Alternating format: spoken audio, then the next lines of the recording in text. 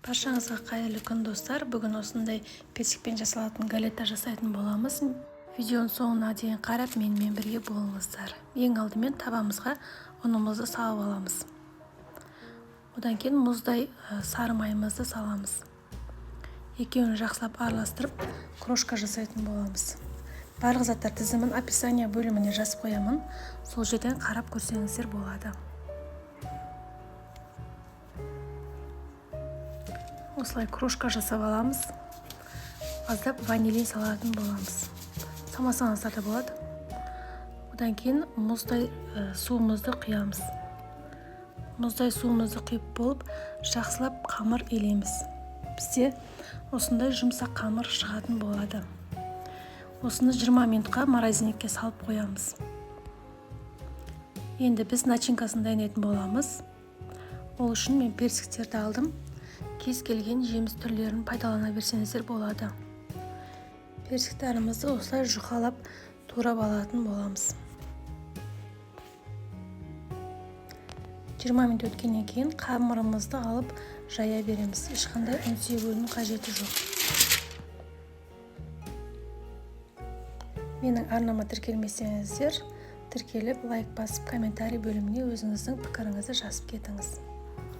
Турап қойған персигімізге 2 қасық құмжекер, 2 қасық крахмал себеміз. Барлығын жақсылап араластырып қоямыз.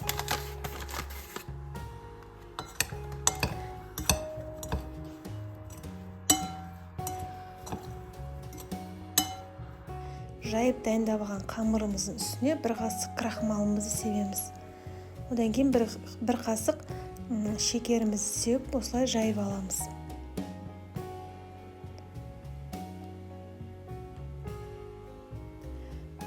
Үстіне персиктерімізді қатарынан қойып шығатын боламыз.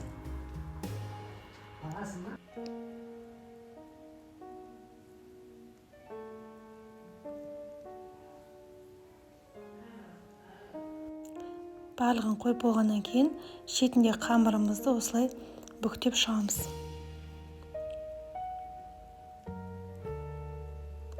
Менің арнама тіркелмесеңіздер, тіркеліп, лайк басып, комментарий бөліміне өзіңіздің пікіріңізді жазып кетіңіз.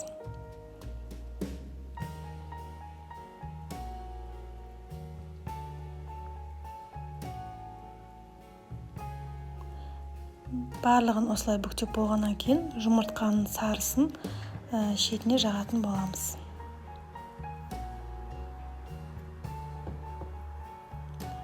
Жағып шықтық. Енді қызып тұрған пешімізде 180 градуста 30-35 минутқа пісіріп аламыз.